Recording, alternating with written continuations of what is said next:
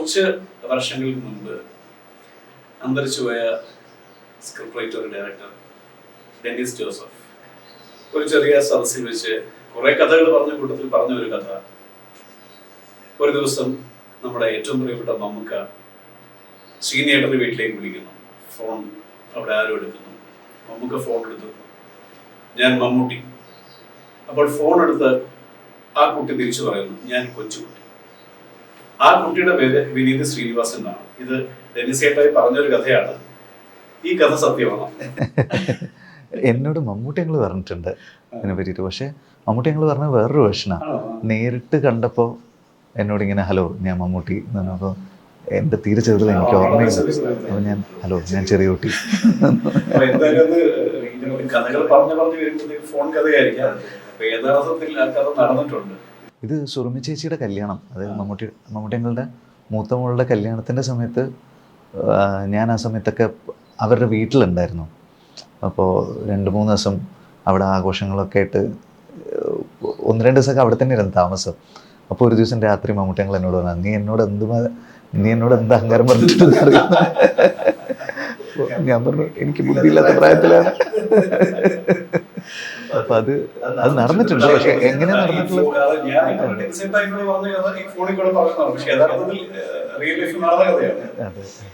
ഇപ്പോൾ ഒരു ഡയറക്ടർ എന്ന നിലയിലേക്ക് വർഷങ്ങൾക്ക് ശേഷം ഒന്ന് തിരിഞ്ഞു നോക്കിയാൽ എനിക്ക് അയ്യോ അങ്ങനെ തിരിഞ്ഞു നോക്കാനുള്ള സമയമായിട്ടൊന്നും എനിക്ക് തോന്നുന്നില്ല. വർഷങ്ങൾക്ക് ശേഷം സിനിമയെ പറ്റി മാത്രം തിരിഞ്ഞു നോക്കാം. ഇപ്പോൾ പണ്ട് പ്രിയനങ്ങളുടെയും സത്യനങ്ങളുടെയും ഒക്കെ സിനിമകൾ കാണുമ്പോൾ അവർ പറഞ്ഞു കേട്ടിട്ടുള്ള കഥകളൊക്കെ കേൾക്കുന്ന സമയത്ത് നമുക്കൊരു കൊതി തോന്നിയിട്ടുണ്ട്. അതായത് ആദ്യമായി വിളിച്ചിട്ട് എൻ്റെ സിനിമ ഇത്രാം തീയതി തുടങ്ങും. അപ്പോൾ ഇപ്പോൾ സത്യനങ്ങളിനെയൊക്കെ ഒടുവിലങ്ങളൊക്കെ വിളിച്ച് ചോദിക്കുമായിരുന്നു എന്ന് കേട്ടിട്ടുണ്ട്, എപ്പോഴാണ് തുടങ്ങുന്നത്, ഞാൻ എത്തണ്ടേ, അതായത് ഉണ്ടോ ഇല്ലയോ വരേണ്ടത്. ആ ഒരു ബന്ധത്തിൽ ഉണ്ടാകുന്ന സിനിമകളുണ്ടല്ലോ. നമ്മൾ ഈ കഥകളൊക്കെ കേട്ടിട്ടുണ്ട്. ഇപ്പം താളവട്ടത്തിൻ്റെ സമയത്ത് ആ ഹോസ്പിറ്റലായിട്ട് ഷൂട്ട് ചെയ്ത സ്ഥലത്താണ് ലാലങ്ങളും പ്രിയനങ്ങളും ഒക്കെ താമസിച്ചെന്നും അവരെല്ലാവരും അവിടെയായിരുന്നു. എന്നിട്ട് താമസിച്ച സ്ഥലത്ത് തന്നെ അവർ രാവിലെ എഴുന്നേറ്റിട്ട് ഷൂട്ട് ചെയ്യുന്നു. അപ്പോൾ മോർ ദാൻ ഈ സിനിമയുടെ സക്സസ് എന്നുള്ളതിനേക്കാളും ഇതിൻ്റെ ഒരു എക്സ്പീരിയൻസ് ഉണ്ടല്ലോ, അതൊരിക്കലും മറക്കാൻ പറ്റില്ല. കാരണം മൂന്നാർ ഞങ്ങൾ ഷൂട്ട് ചെയ്ത സ്ഥലത്ത് തന്നെയാണ് നമ്മൾ താമസിച്ചത്. അപ്പം ഞാനൊരു മുറിയിൽ, ബേസിലൊരു മുറിയിൽ, ധ്യാനൊരു മുറിയിൽ, നിവൻ വേറൊരു മുറിയിൽ. നമ്മളെല്ലാവരും രാവിലെ എഴുന്നേൽക്കുന്നു, പല്ല് വെച്ച് നേരെ ഷൂട്ട് തുടങ്ങുന്നു, ബ്രേക്ക് ടൈമിൽ എപ്പോഴെങ്കിലും പോയിട്ട് കുളിക്കുന്നു. ഈ എക്സ്പീരിയൻസ് ഇന്നത്തെ കാലത്ത് നമുക്ക് പല സമയത്തും ഇല്ല. എസ്പെഷ്യലി നമ്മൾ കൊച്ചിയിലോ അല്ലെങ്കിൽ ഏതെങ്കിലും ഒരു സിറ്റിയിലോ എവിടെയെങ്കിലും ഷൂട്ട് ചെയ്യുകയാണെങ്കിൽ സെക്ലൂഡഡ് അല്ലാത്ത ഏത് സ്ഥലത്ത് പോയി കഴിഞ്ഞാലും എല്ലാവർക്കും ക്യാരവാൻ ഉണ്ടാവും. എല്ലാവർക്കും അവരവരുടെ ക്യാരവാൻ ഉണ്ടാവും. ഇപ്പോൾ തങ്കമൊക്കെ ഞാൻ ഷൂട്ട് ചെയ്യുന്ന സമയത്ത് ബിജുവേട്ടൻ ഇടയ്ക്ക് എന്നെ ഫോണിൽ വിളിക്കും, എവിടെയാടാ എന്ന് ചോദിക്കും. ഞാൻ പറയും ഞാൻ വാനിലുണ്ട്. നീ എന്തിനാ നിൻ്റെ വാനിലിരിക്കുന്നത്, നീ എൻ്റെ വാനിലേക്ക് വന്ന് പറയും. കാരണം എല്ലാവർക്കും ആ കമ്പനി ആവശ്യമുണ്ടല്ലോ. അപ്പോൾ അരവിന്ദൻ്റെ അതിഥികളുള്ള സമയത്ത് നമ്മളിതുപോലെ കോടമ്പാക്കത്തായിരുന്നു. അപ്പോൾ അവിടെ നമ്മളെല്ലാവരും ഇപ്പോൾ അച്ഛൻ ഉണ്ട്, പ്രേംകുമാർ ഏട്ടനുണ്ട്, പിന്നെ ലളിത ചേച്ചി ഉണ്ട്, ഇവരെല്ലാവരും ഉണ്ട്. ഉർവശി ചേച്ചി വരുന്നവരെ അവിടെ ഒരു ഷൂട്ട് നടക്കുന്നതേ ആൾക്കാർ അറിയാത്ത പോലെയായിരുന്നു. ബൈചേട്ടൻ വന്നു പോകുന്നുണ്ട്. കൂടുതലും കേരളത്തിലുള്ള ആക്ടേഴ്സ് ആണല്ലോ. അപ്പോൾ നമ്മളെല്ലാവരും ആരും ക്യാരവാനിലേക്ക് പോകില്ല. എല്ലാവരും ആ അരവിന്ദൻ്റെ അതിഥികളുടെ ഗസ്റ്റ് ഹൗസുമായിട്ട് ബന്ധപ്പെട്ടിട്ട് ആ ഗസ്റ്റ് ഹൗസിനകത്ത് തന്നെ ഉണ്ടാവും. അപ്പോൾ ആ ഷൂട്ട് നടന്നുകൊണ്ടിരിക്കുമ്പോൾ എനിക്ക് തോന്നിയിരുന്നു ഇതുപോലൊരു സിനിമ ഇനി നടക്കില്ല. അതുപോലെയാണ് ആ സമയത്ത്. ഇപ്പോൾ ലളിത ചേച്ചി എന്നല്ല, ഞാൻ ആൻറ്റി എന്ന് പറയേണ്ടതാണ്. പക്ഷേ ഇവരെല്ലാവരും ചേച്ചി എന്ന് വിളിച്ചിട്ട് അങ്ങനെ ആയി അത്. അപ്പോൾ അവർ നമ്മുടെ കൂടെ ഇല്ല. അപ്പോൾ ആ പടം നടന്നുകൊണ്ടിരിക്കുമ്പോൾ തോന്നിയിരുന്നു ഇനി ഇങ്ങനൊരു സിനിമ ഉണ്ടാവില്ല. ഞങ്ങൾ കുറേ സിനിമകൾ അങ്ങനെയാട്ടോ ചെയ്തത്. ഇപ്പോൾ തട്ടത്തിൻ്റെ സമയത്ത് നമ്മൾ തലശ്ശേരിയിൽ ഷൂട്ട് ചെയ്യുമ്പോൾ നിവിനും അജുവും ഷൂട്ടിൻ്റെ തൊട്ട് തലേന്ന് വരെ നമ്മളെല്ലാവരും എൻ്റെ വീട്ടിലായിരുന്നു. അപ്പോൾ പൂക്കോടെ വീടുണ്ട് അച്ഛൻ്റെ. അപ്പോൾ ആ വീട്ടിലായിരുന്നു അജു, നമ്മുടെ ADs, പിന്നെ നിവിൻ, നമ്മളെല്ലാവരും താമസം. ഇതിൻ്റെ ഇടയിൽ സ്ക്രിപ്റ്റ് റിഹേഴ്സലിന് ദീപക്, ശ്രീരാം ഇങ്ങനെയുള്ള ആൾക്കാരൊക്കെ വന്നു പോകും. അപ്പോൾ നമ്മൾ അവിടെ തന്നെ താമസിക്കുന്നു. ഡെയിലി ഷട്ടിൽ കളിക്കാൻ പോകുന്നു. ഷട്ടിൽ കളിച്ച് തിരിച്ചു വന്ന് കുളിച്ച് റെഡിയായിട്ട് നമ്മൾ സ്ക്രിപ്റ്റ് വായിക്കുന്നു. അങ്ങനെയാണത് ചെയ്തത്. പിന്നെ ഷൂട്ടിന് തൊട്ട് മുമ്പ് നമ്മൾ തലശ്ശേരിയിലൊരു ഹോട്ടലിലേക്ക് മാറി. അങ്ങനെയായിരുന്നു. അപ്പോൾ അതൊക്കെ കഴിഞ്ഞിട്ട് പിന്നെ തിരിച്ച് വടക്കൻ സെൽഫിക്ക് ഇതുപോലെ നമ്മൾ വീട്ടിൽ നിന്നാലോ എന്ന് പോയി നിന്നപ്പോഴേക്കും ആ സമയമായപ്പോഴേക്കും നിവിനോട് ഭയങ്കര ക്രേസായി. അപ്പം നമ്മൾ സ്ക്രിപ്റ്റ് റിഹേഴ്സൽ ചെയ്തുകൊണ്ടിരിക്കുമ്പോഴേക്കും നിവിനേട്ടാ എന്നൊക്കെ പറഞ്ഞിട്ട് പുറത്ത് പിള്ളേർ ബൈക്ക് നിർത്തിയിട്ട് അപ്പം നമ്മളിങ്ങനെ പരിപാടി ഇവിടെ മാറി. നമ്മൾ പഴയ പോലെ ഷട്ടിലൊക്കെ കളിക്കാൻ പോയപ്പോഴേക്കും ഷട്ടിൽ കളി കാണാൻ വേണ്ടിയിട്ട് ആൾക്കാർ വന്ന് നിൽക്കുന്നു. അങ്ങനെ തട്ടത്തിൻ്റെ സമയത്ത് ഒറ്റ മനുഷ്യനെ നിവിനെ കണ്ട താടിയും കൂടെ എടുത്തതുകൊണ്ട് മനസ്സിലാവില്ല, അത്രയും പ്രൈവസി ഉണ്ടായിരുന്നു. അപ്പം നാട്ടിൽ പോയി നിൽക്കുന്ന സമയത്ത് അവരങ്ങോട്ടും ഇങ്ങോട്ടും ഇങ്ങനെ നമ്മുടെ നാട്ടിലെ ആൾക്കാരിങ്ങനെ സംസാരിക്കുന്നതൊക്കെ ഇവൻ ഒബ്സർവ് ചെയ്യും. അപ്പോൾ ഈ എന്തല്ല എന്നൊക്കെ ഉള്ളത് അപ്പം പിടിച്ചതാണ്. അപ്പോൾ സെൽഫിയുടെ സമയമായപ്പോഴേക്കും ബാംഗ്ലൂർ ഡേയ്സ് ഇറങ്ങി, ഇവന് പുറത്തിറങ്ങാൻ പറ്റാത്ത അവസ്ഥയായി. അപ്പോൾ അത് ഒരു അങ്ങനെയൊക്കെ സിനിമ ചെയ്യാൻ പറ്റുന്ന ഒരു ഭാഗ്യമാണ്. തീർച്ചയായിട്ടും. ഈ ഇങ്ങനെ ഒരു കഥയിലേക്ക് വരുമ്പോഴത്തേക്കും ഈ സീനിയറിന്റെ എന്നുള്ള എന്തെങ്കിലും ഇൻപുട്സ് ഉണ്ട്, ഈ പഴയകാല ഈ അനുഭവങ്ങൾ എന്തെങ്കിലും, ഈ പഴയ സിനിമ നമുക്ക് ഒരുപാട് കേട്ടതും കണ്ടതായിട്ട് അല്ലാതെ എന്തെങ്കിലും സീനിയറിന്റെ ഇൻപുട്സ് വല്ലോ ഈ പഴയ കാലത്തിലെ എക്സ്പീരിയൻസ് വല്ലോ എടുത്തിട്ടുണ്ടോ, ചോദിക്കുകയോ മനസ്സിലാക്കുകയോ? ഇതിനു മുമ്പ് ഞാൻ അച്ഛൻ്റെ അടുത്ത് കേട്ട കഥകളൊക്കെ ഇപ്പോൾ അങ്ങനെ ഇപ്പോൾ പടത്തിന് രണ്ടഭിപ്രായമാണ്. മോശമാണ് എന്നൊരു അഭിപ്രായമുണ്ട്, മോശമല്ലേ എന്നൊരു അഭിപ്രായമുണ്ട്. ആ സാധനം അങ്ങനെ തിരിച്ചു വെച്ചതാണ്. അപ്പോൾ അങ്ങനെയുള്ള കുറച്ച് സാധനങ്ങളൊക്കെ ഉണ്ട്. പിന്നെ അച്ഛൻ നാടകം ചെയ്തുകൊണ്ടിരിക്കുന്ന സമയത്താണ് ഒരു ടെലിഗ്രാം വന്നിട്ട് മറ്റേ മെഡ്രാസിലേക്ക് വണ്ടി വരുന്നത്. അതായത് ഫിലിം ഇൻസ്റ്റിറ്റ്യൂട്ട് കഴിഞ്ഞിട്ട് തിരിച്ച് നാട്ടിൽ വന്ന് നാടകങ്ങൾ ചെയ്തു തുടങ്ങാം എന്നിങ്ങനെ ആലോചിക്കുന്ന സമയത്താണ് വിളി വരുന്നത്. ഒരു എനിക്ക് തോന്നുന്നു ഒറ്റപ്പെട്ടവർ എന്ന് പറഞ്ഞാൽ ഇതൊരു സിനിമയ്ക്ക് വേണ്ടിയിട്ട് എഴുതാൻ, ആ സിനിമയ്ക്ക് വേണ്ടിയിട്ട് പിന്നെ മദ്രാസിലേക്ക് കയറിയതാണ്. പിന്നെ തിരിച്ചു വരവുണ്ടായിട്ടില്ല. അതുപോലെ വിനീതന്റെ നമ്മളിപ്പോൾ പറഞ്ഞ സിനിമകൾ കൂടാതെ പക്ഷെ തിര എന്ന് പറഞ്ഞിട്ട് എൻ്റർലി ഡിഫറെൻ്റ് ആയിട്ടുള്ള ഒരു വിഷയം, വളരെ സോഷ്യലി റെലവെൻ്റ് ആയിട്ടൊരു വിഷയമാണ് തിര പറഞ്ഞത്. പിന്നീട് അത്തരം സിനിമകൾ ഉണ്ടായിട്ടില്ല, ഈ പറഞ്ഞത് വളരെ ലൈറ്ററായിട്ടുള്ള ഫീൽ ഗുഡ് പോലത്തെ പടങ്ങളാണ്. പിന്നെ എന്താണ് അത്തരം ഒരു സിനിമയിലേക്ക് ഈ പറഞ്ഞ അടുത്തത് വേറെ സിനിമയായിരിക്കും എന്ന് പറഞ്ഞു, തിരയിലേക്ക് വന്നൊരു എക്സ്പീരിയൻസ് പിന്നീട് എന്തുകൊണ്ടാണ് തിര പോലത്തെ സിനിമകൾ ചെയ്യാതെ പോയത് എന്നുള്ള ചോദ്യം? അല്ല, ഒന്നെന്താണെന്ന് വെച്ച് കഴിഞ്ഞാൽ ഭയങ്കര ഹെവി ആയിട്ടുള്ളൊരു സിനിമ ചെയ്യുന്ന സമയത്ത് എങ്ങനെ പോയാലും ഒരു സിനിമ ചെയ്യാൻ നമുക്കൊരു 1.5 വർഷം 2 വർഷം എടുക്കും, അതിൽ കൂടുതലായാലേ ഉള്ളൂ. അപ്പോൾ അത്രയും കാലം നമ്മുടെ മൈൻഡും അങ്ങനെ ഒരു സ്പേസിലായിരിക്കുമല്ലോ. അപ്പോൾ തിര ചെയ്യുന്ന സമയത്ത് ഞാനും എൻ്റെ 20s അപ്പോൾ നമ്മൾ റിസർച്ച് ചെയ്യുന്ന സാധനങ്ങളൊക്കെ ഇപ്പോൾ ആ സമയത്ത് വായിക്കുന്ന കുറേ ഈ ട്രാഫിക്കിങ്ങുമായിട്ട് റിലേറ്റ് ചെയ്ത് കുറേ സാധനങ്ങൾ നമ്മൾ വായിച്ച് പോകുന്നുണ്ടായിരുന്നു. ആ സമയത്ത് നമ്മൾ പേപ്പർ വായിക്കുന്ന പോലെ അല്ല, നമ്മൾ റിസർച്ച് ചെയ്യാൻ വേണ്ടിയിട്ട് ഒരു സാധനം വായിക്കുമ്പോൾ നമ്മൾ ഇൻഡെപ്ത് അതിനകത്തേക്ക് ഇൻവോൾവ് ആയിപ്പോൾ പിന്നെ ഭയങ്കര പേടിയാവാൻ തുടങ്ങും. അതായത് അപ്പോൾ ഒരു ദിവസം രാത്രി ഒരു 7:30 മണിയായിട്ട് ദിവ്യനെ വീട്ടിൽ കാണാത്ത സമയത്ത് നീ എവിടെയുള്ള, എനിക്ക് ഒരു പാനിക്കൊക്കെ വരാൻ തുടങ്ങി. അപ്പോൾ നമ്മൾ വായിക്കുന്ന സാധനമൊക്കെ ഇങ്ങനെയാണ്. ഒരു വണ്ടി ഫാസ്റ്റായിട്ട് രാത്രി ഇങ്ങനെ നമ്മുടെ മുന്നിൽ കൂടെ പോകുന്ന സമയത്ത് ഇപ്പോൾ എനിക്ക് ഞാൻ കുറേ നടക്കുന്ന ആളാണ്. ഇവിടെ ചില സമയത്തൊക്കെ സെക്കൻഡ് ഷോ ഒക്കെ കഴിഞ്ഞിട്ട് ഞാൻ വണ്ടി ഒന്നും എടുക്കാണ്ട് പോയിട്ട് രാത്രി നടന്ന് തിരിച്ച് വീട്ടിലേക്ക് വരും. എനിക്ക് അങ്ങനെ ഒറ്റയ്ക്ക് നടക്കുമ്പോൾ ആലോചിക്കാനൊക്കെ ഇഷ്ടമാണ്.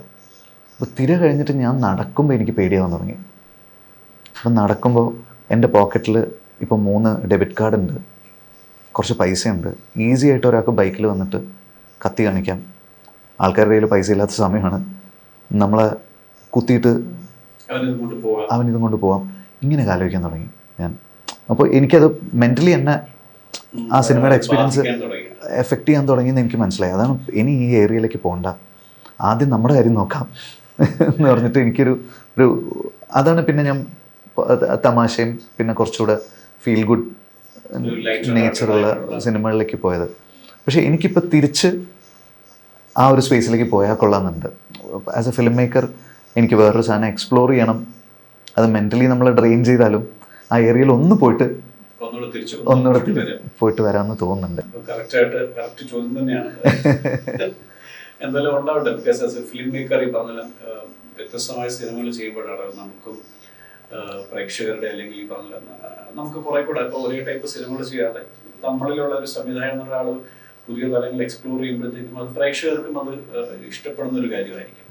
അത്തരം ശ്രമങ്ങൾ എന്തായാലും ഉണ്ടാവട്ടെ. അപ്പൊ ഇതിനിടയിൽ ഈ സംവിധാനത്തിൽ ഓഫ് കോഴ്സ് സിനിമകൾ സംഭവിക്കുന്നുണ്ട്. നടൻ എന്നുള്ള നിലയിൽ പ്രത്യേകിച്ച് ഉണ്ണിമുന്താണോ മൂന്നിലുണ്ടി എപ്പോഴും കൺഫ്യൂഷനാണ്. മുകുന്ദനുണ്ടി അത് ഭയങ്കര കോമഡിയാണ്. ഉണ്ണി എന്നോട് പറഞ്ഞിട്ടുണ്ട്, എന്നെ ഉണ്ണി മൂന്തൻ വിളിക്കുന്നുണ്ട്. അപ്പൊ ഞാൻ പറയും എന്നെ മൂന്തൻ അല്ല, എന്നെ മൂന്തനോട് വിളിക്കുന്നുണ്ട്. ഞാൻ പറഞ്ഞു എന്നെ ഉണ്ണി മൂന്തൻ വിളിക്കുന്നുണ്ട്. എപ്പോഴും നമ്മൾ ഞാൻ പറയുന്നത് ഇപ്പൊ തന്നെ നിന്നോട് ചോദിച്ചില്ലേ, ഈ മൂന്നുണ്ണിയാണോ ഉണ്ണിമൂന്തനാണോ എന്ന് പറഞ്ഞൊരു സാധനമുണ്ട്. അപ്പൊ അതൊരു ഒരിക്കലും പ്രതീക്ഷിക്കേണ്ട ഒരു സിനിമയായിരുന്നു. പറഞ്ഞാൽ നമ്മള് സാധാരണ സിനിമകൾ പറയുമ്പോഴത്തേക്കും നമ്മുടെ സിനിമയുടെ സങ്കല്പം അനുസരിച്ച് അവസാനിയുടെ നല്ലവനാണ്, ഈ നല്ലവനായി ഉണ്ണിയായിട്ട് മാറണമല്ലോ, എന്ത് അങ്ങനെ സംഭവിക്കാത്തൊരു സിനിമയായിരുന്നു. അപ്പൊ ഇയാൾ ഇങ്ങനെയാണ് എന്ന് നമ്മുടെ ടൈലന്റിലും ഇയാൾ ഇങ്ങനെയാണ് എന്ന് പറയുന്ന തരത്തിലുള്ളൊരു സിനിമയായിരുന്നു. അത് ഒരു എനിക്ക് തോന്നുന്നു പക്ഷെ വിനീതിൽ നിന്നും പ്രതീക്ഷിക്കാത്തൊരു കഥാപാത്രമായിട്ടാണ്. അപ്പൊ ഈ സംവിധാനത്തിനിടയിൽ ഈ പറഞ്ഞ പോലെ ഓഫ് കോഴ്സ് അഭിനയം ഇതുപോലെ ചില നല്ല കഥാപാത്രങ്ങളിടയിൽ നമുക്ക് വീണ് കിട്ടുക എന്ന് പറയുന്നുണ്ട്. പക്ഷെ ഇതിനിടയിൽ ഈ സംഗീതം എങ്ങനെ കൊണ്ടുപോകുന്നു, ഒരു ഗായകൻ എന്നുള്ള നിലയിൽ ഇപ്പൊ ഇതിനിടയിൽ എങ്ങനെയാണ് ഇതിന്റെ ഒരു സ്പേസ്, എങ്ങനെയാണ് ഈ നടൻ, സംവിധായകൻ, ഗായകൻ? എനിക്ക് സത്യം പറഞ്ഞു കഴിഞ്ഞാൽ ഒരു 2-3 ഇയേഴ്സിനുള്ളിൽ ഒരു വർഷം കംപ്ലീറ്റ്ലി സിനിമ ഒന്നും ചെയ്യാതെ സ്റ്റേജ് മാത്രമായിട്ട് ഒന്ന് ട്രാവൽ ചെയ്യണമെന്നുണ്ട്. കാരണം അത്രയധികം സ്ഥലങ്ങളിൽ നിന്ന് ഇപ്പോൾ ശരിക്കും പറഞ്ഞു കഴിഞ്ഞാൽ മലയാളികൾ എല്ലാ സ്ഥലത്തും എത്തി. നമ്മുടെ ആൾക്കാർ, നമ്മുടെ ചെറുപ്പക്കാരെത്തി. നേരത്തെ എങ്ങനെയായിരുന്നു എന്ന് വെച്ച് കഴിഞ്ഞാൽ ഇപ്പൊ ചെറുപ്പക്കാരാണ്. ഞാൻ 10ാം ക്ലാസ്സിൽ 10th കയറി എന്റെ മകൻ ഒരു +2 കഴിഞ്ഞാൽ ഇവിടെ വിട്ട് പോകാന്നുള്ളത്. മലയാളി എല്ലാ സ്ഥലത്തും ചെറുപ്പക്കാരിപ്പോ എത്തും. അതെ, അല്ല അവരൊക്കെ ഇവിടുന്ന് പോകുന്നേ ഉള്ളൂ. അവർക്ക് ഇപ്പോഴും അവിടെ ചെന്ന് കഴിഞ്ഞാൽ നമ്മുടെ നാടിന്റെ മെമ്മറീസും നമ്മുടെ ഓണം എന്ന് പറഞ്ഞാൽ ഓണം തുടങ്ങി അടുത്ത ഡിസംബർ വരെ ഓണാഘോഷം അവിടെ മാത്രമേ ഉള്ളൂ. അതെ, നമുക്ക് ആലോചിക്കാൻ പറ്റുമോ കിഷോറേട്ടാ, 1000 കിലോമീറ്റർ ട്രാവൽ ചെയ്ത് പോയിട്ട് ഒരു സിനിമ കാണുക എന്ന് പറയുന്നത് എനിക്ക് ചിന്തിക്കാൻ പറ്റില്ല. അപ്പൊ അവിടെ ആൾക്കാരത് ചെയ്യുന്നുണ്ട്. അവരൊരു 7-8 മണിക്കൂറൊക്കെ അവർ താമസിക്കുന്ന സ്ഥലത്ത് നിന്ന് ട്രാവൽ ചെയ്തിട്ട് ചെന്നിട്ട് പോയിട്ട് ഒരു സിനിമ കാണാൻ. അപ്പൊ അവർക്ക് ആ സിനിമ കാണുക എന്നുള്ളതല്ല, നാടുമായിട്ട് കണക്റ്റഡ് ആയിട്ടുള്ള എന്തെങ്കിലും ഒരു കാര്യം ചെയ്യുക എന്നുള്ളതാണ് അവരാലോചിക്കുന്നത്. അപ്പോൾ അത് അങ്ങനെ ഒരു പോപ്പുലേഷൻ ഇപ്പോൾ ഇങ്ങനെ ഭയങ്കരമായിട്ടുണ്ട്. അപ്പോൾ ഒരു 5 വർഷം മുമ്പ് നമുക്ക് വരുന്ന സ്റ്റേജ് ഷോസിൻ്റെ വിളികളുണ്ടല്ലോ, അതിൻ്റെ ഡബിളും ട്രിപ്പിളും ആണ് ഇപ്പോൾ വരുന്നത്. അപ്പോൾ അത്ര എക്സൈറ്റ്മെൻറ്റും ഉണ്ട്, എല്ലാവർക്കും ഉണ്ട്. ഞാൻ പറയുന്നത് എൻ്റെ കേസിൽ മാത്രമല്ല, ഇപ്പോൾ എല്ലാ ടൈപ്പ് ആർട്ടിസ്റ്റിനും വിളികൾ വരുന്നുണ്ട്. പോസ്റ്റ് കോവിഡ് ഭയങ്കരമായിട്ട്. അപ്പോൾ എനിക്ക് ഏതെങ്കിലും ഒരു വർഷം സിനിമ കംപ്ലീറ്റ്ലി ഒന്ന് ഹോൾഡ് ചെയ്ത് വെച്ച് അഭിനയവും ഡയറക്ഷനും ഒന്നും ഇല്ലാണ്ട് ഗാനമേളകൾ മാത്രമായിട്ട് ഒന്ന് പോകണമെന്നുണ്ട്. അത് ഭയങ്കരമായിട്ട് മിസ് ചെയ്യുന്നുണ്ട്. അതാ ഞാൻ ഈ ഇടയ്ക്കൊരു ഗ്യാപ്പ് കിട്ടിക്കഴിഞ്ഞാൽ പോയിട്ട് ഒരു സ്റ്റേജ് കയറി. അല്ല, സ്റ്റേജിന്റെ എക്സ്പീരിയൻസ് ഈ പറഞ്ഞ സ്റ്റേജ് വൺസ് നമ്മൾ ശീലിച്ചു കഴിഞ്ഞാൽ ഒരിക്കലും അത് ഒഴിവാക്കാൻ പറ്റും. അതെ അതെ, സ്റ്റേജിൽ ഒരു പക്ഷേ സ്റ്റേജിൽ പോയ ആളുകൾക്ക് കൃത്യമായിട്ട് അറിയാം. മറ്റൊന്നും പോലെ അല്ലല്ലോ ഇപ്പൊ നമ്മള് അഭിനയിക്കുന്ന പോലെ ഇതിന്റെയൊക്കെ റിസൾട്ട് ഒക്കെ നമുക്ക് എപ്പോഴാണെന്ന് അറിയാം. പക്ഷെ ഇത് നമുക്ക് ഡയറക്റ്റ് ആയിട്ട് ഒരു വൈബ്രേഷൻ ആണ് നമുക്ക് സ്റ്റേജിൽ കിട്ടുന്നത്. ഇപ്പം ഞങ്ങൾ ഒരു സ്ഥലത്ത് പോയി, ഇതുപോലെ ലാസ്റ്റ് മിനിറ്റിൽ അതിൻ്റെ ഓർഗനൈസർ മുങ്ങി, ഒറ്റൊരാൾക്ക് പേയ്മെൻ്റ് ഇല്ല.